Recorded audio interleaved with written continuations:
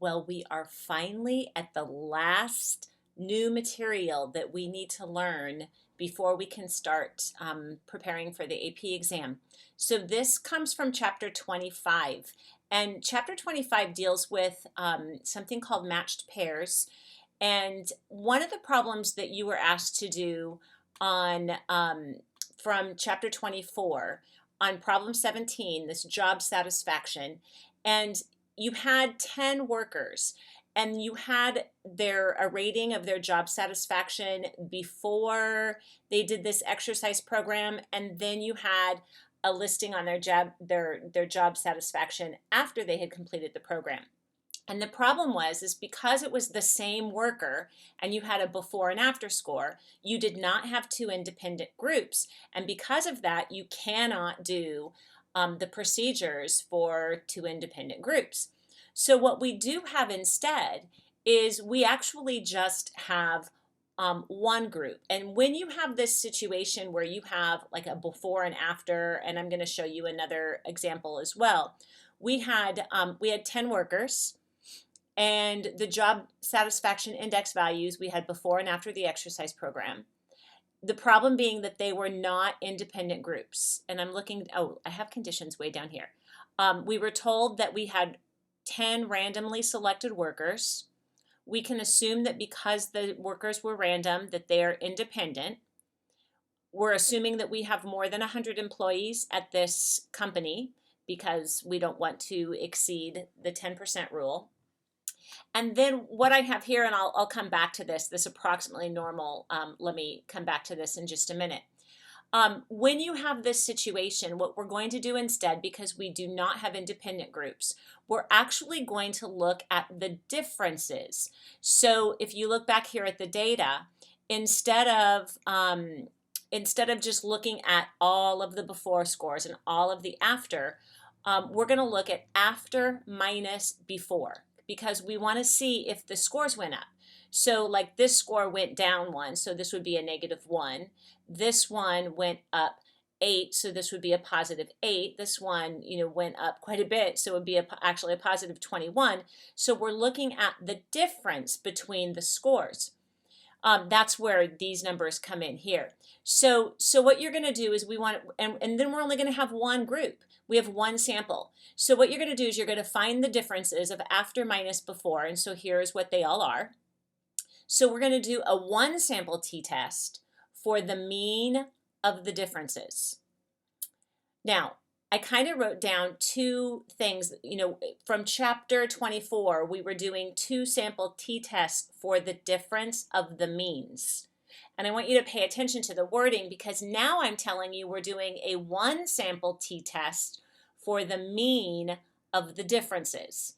So notice the agreement here. We have two, so we say means, and here we have one, so we say mean.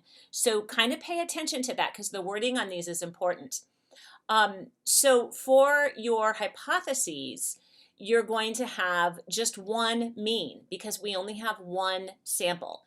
Now, when I did this problem, and it's been a while since I found this solution that I had already done, if you're deciding if the program is effective, I called it mu sub d be the mean of the difference of before and after scores. So mu sub d is the mean of after minus before. But actually instead, you can just do it like this. So instead of writing mu sub d, you can write mu sub a minus b, after minus before. Or you can use the words mu sub, and then you can put after minus before. You can actually write the whole words out because it's more descriptive. So it's better to do that. So my null hypotheses would be there's no difference. And so my mu sub d or my mu sub a minus b would be 0. My alternative would be that if it's effective, then I would expect that difference to be greater than 0.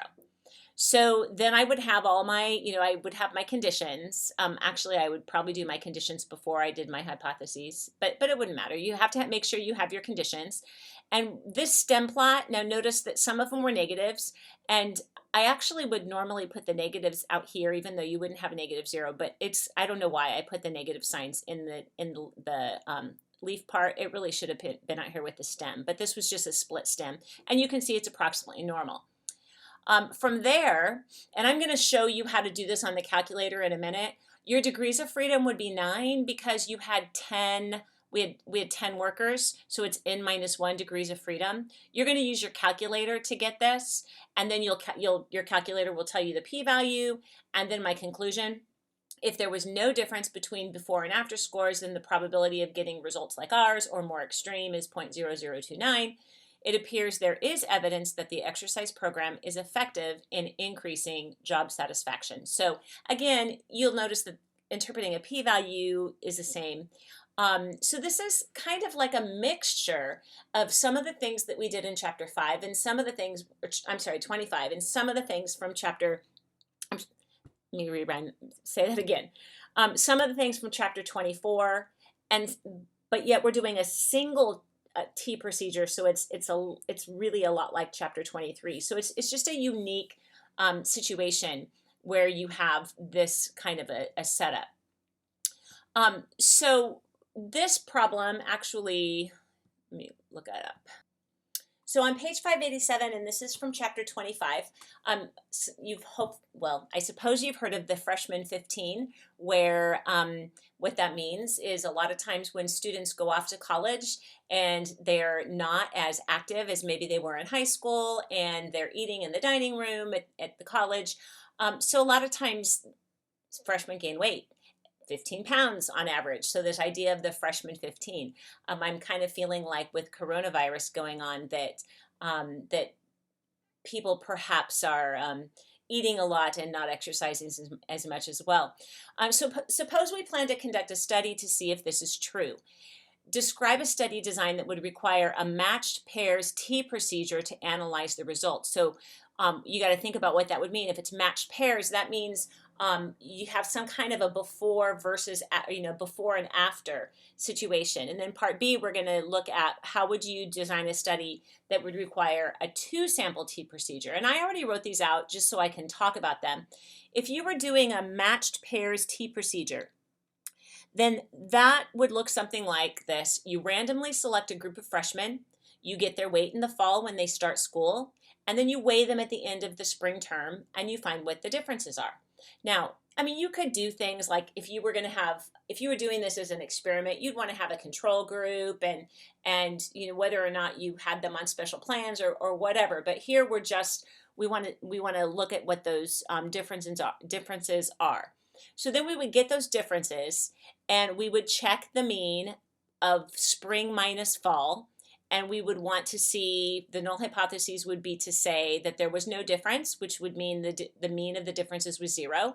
Or we would expect spring minus fall, if the average were greater than 0, then that would mean that there was a weight gain. But notice there's one mean. It's just one mean. It's a mean of the differences. So that would be a 1-sample matched pairs T procedure. If you were doing a 2-sample, that would mean you had to have 2 independent groups. So you could randomly select a group of freshmen in the fall. You could find their average weight. We'll call that mu sub f for mu sub fall.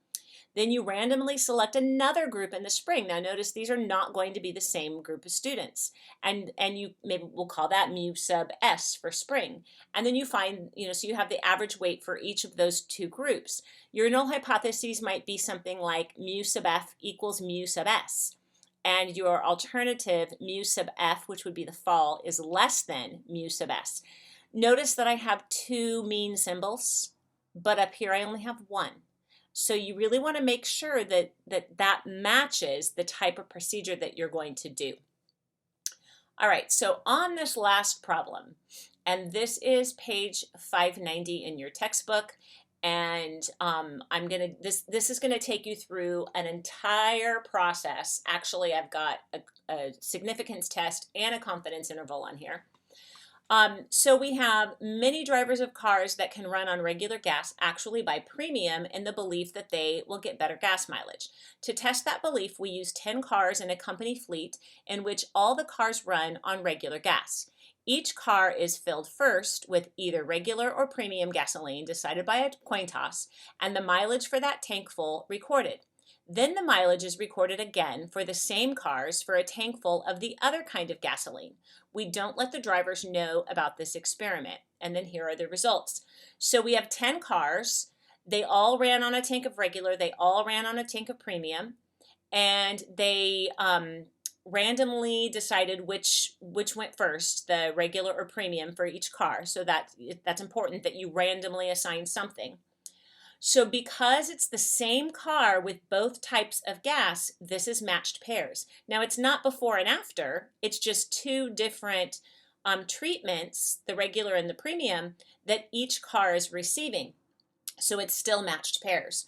So if it's matched pairs, then we're going to do a one sample t-test for the mean of the differences. So let's look at the conditions. The cars are not randomly selected. However, it seems reasonable that these cars are representative of all cars in the fleet. And then I made a note that they randomized which gas type went first, because that would be important. 10 is less than 10% of all cars in the fleet, and I would assume that to be true for a company that has a fleet of cars. The histogram of the differences is approximately normal. Now, what I did to find that, pull up my calculator here. In L1, I typed in all of the regular gas. And in L2, I typed in all of the premium gas. And let me show you how I got L3. Let me clear out what I had here. In L3, you have to be up at the top. I wanted to do premium minus regular. So premium I had put in L2. So then I did L2, and you go second, and then hit number 2, because that's the shortcut to L2. L2 minus L1, and hit enter. And now I have all those differences here. And that's, you can kind of see when I pasted it here. Then I set up a plot, and I set up a histogram. I showed you the screenshots there. Or you could also do, if I'm doing it by hand, I'm doing a stem plot.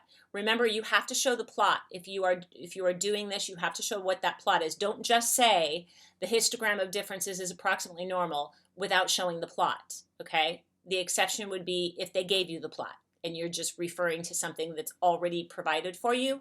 But if you are making the plot and then you're saying something, you need to make sure that you show that.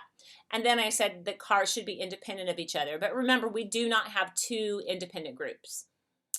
So then I name my test. I am doing a one sample t-test for the mean of the differences. One sample, one mean. Okay, that is extremely important. Don't put an S on the end of that. It is not a means.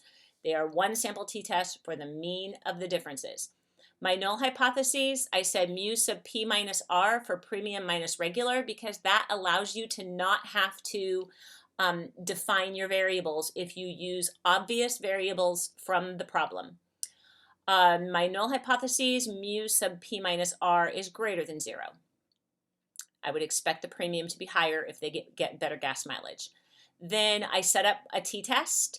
I'm using my data because I had it stored. And if otherwise I would use stats if I was doing that instead. But remember, if I was using stats, I would name the mean of the differences would be what I would be putting in there for my stats. Then I went through and I got a test statistic. Now, it doesn't give you degrees of freedom, so you just have to know it's n minus 1. So n is 10, so I have 9 degrees of freedom. 4.47 was my test statistic. You should always write that down. My p-value, approximately 0.00077, which is very small. With such a low p-value, we have evidence to state that the cars in the fleet get better fuel economy with premium fuel. So that would be part A. Part B, I was asked, how big might that difference be? Check a 90% confidence interval. So to do that, I just went to my calculator. I already had the information in there, got my interval, and then I stated I am 90% confident that the true mean difference in gas mileage, and I wrote premium minus regular to show which way I subtracted, is between 1.18 and 2.28 miles per gallon. Don't forget units. And notice I have mean. There's only one mean. Okay, so again, you want to make sure you are conveying that. Now, I didn't write down anything for C and D. Even if the difference is significant, why might the company choose to stick with regular gasoline? Well, there's a price difference. Premium gasoline costs more money, and maybe the difference in the difference in the gas mileage is not going to be enough to offset the difference in price. Suppose you had done a bad thing. We're sure you didn't. Suppose you had mistakenly treated these data as two independent samples instead of matched pairs. What would the significance test have found? Well, I'm not going to run them separately. We could. Sometimes what will happen is if you run them separately, you find that there is no significant difference, but then if you run it the way it's supposed to be run, you do find a significant difference.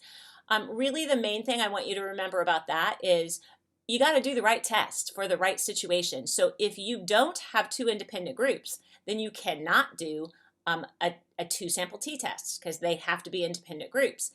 If it is a before and after, or this matched pair situation, then you have to do a one sample t-test for the mean of the differences. You have to make sure that your test that you're using matches the situation that you are given in the problem. So I know that's a lot, so take your time as you kind of watch through that and replay any of that you need to see. I'm sorry I couldn't print these notes out for you, although I will attach a hard copy of them so that when you're doing homework, you'll be able to pull these up and view them as well. So that is it.